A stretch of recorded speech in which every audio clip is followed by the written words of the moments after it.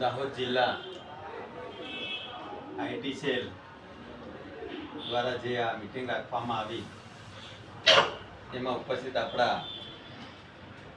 National coordinator કે Shastriji, social મીડિયાના ગુજરાત રાજ્યના પ્રમુખ એવા હુમન ભટ્ટજી, એમની સાથે પધારેલ ઉપપ્રમુખ અને આપણા દાહોદ જિલ્લાના પ્રભારી એવા અસરાર સૈયદજી, એમની સાથે આપણા ગુજરાત પ્રદેશના મંત્રી પધારેલ એવા જીગ્નેશ પારગીજી, આપણા માજી ધારાસભ્ય ચંદ્રિકાબેન, વજુભાઈ, આપણા દાહોદ જિલ્લાના પૂર્વ પાર્ટી પ્રમુખ અને વિરોધ પક્ષના નેતા એવા કિરીટભાઈ, આપણા આદરણીય ગોવિંદભાઈ અને સોશિયલ મીડિયાની જેમની આગેવાનીમાં આ મીટિંગ રાખવામાં આવી એવા આપણા ઉત્સાહી અને સેલના પ્રમુખ એવા અનુભાઈ ભાગોળ, સામે બેઠેલા અમારા બેન સંગીતાબેન અને તમામ સોશિયલ મીડિયાના તાલુકાના પ્રમુખશ્રીઓ, વિધાનસભાના પ્રમુખશ્રીઓ, તમામનું હાર્દિક સ્વાગત કરું છું, અભિનંદન પાઠવું છું. અને તાલુકા પ્રમુખશ્રીઓ પણ અહીંયા છે, એમનું પણ હાર્દિક સ્વાગત કરું છું. દિલ્હીથી આપણા નેશનલ કોઓર્ડિનેટર અને ગુજરાત રાજ્યના આપણા આઈટી સેલના પ્રમુખ જ્યારે પધાર્યા, એટલે દોસ્તો એટલું કહેવા માંગુ છું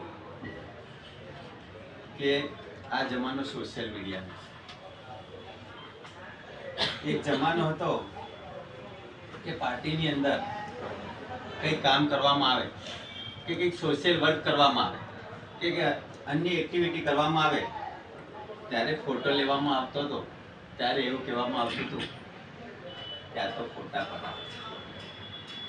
પરંતુ જેમ જેમ જમાનો બદલાય, જેમ જેમ આપણે આગળ તરક્કી કરીએ એમ એમ આખી રણનીતિ બદલાય. હવે આપણે ફોટામાં ના જોવાય, સોશિયલ મીડિયામાં ના જોવાય, ગમે એટલી એક્ટિવિટી કરીએ, ગમે એટલા લોકો સાથે કોન્ટેક્ટમાં હોય, પરંતુ જોવાવાળા આપણને ના હોય ને તો એ નકામું.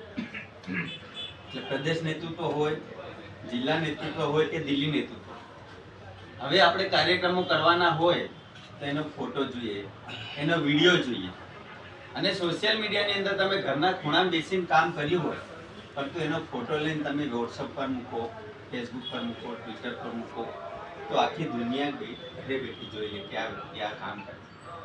અને પોતે શું કરીએ છે, પોતે શું કરવા માંગીએ છે, પાર્ટી શું કરે છે, પાર્ટી શું કરવા માંગે, પાર્ટીની વિચારધારા શું છે, એ સોશિયલ મીડિયામાં આપણે બતાવી શકીએ.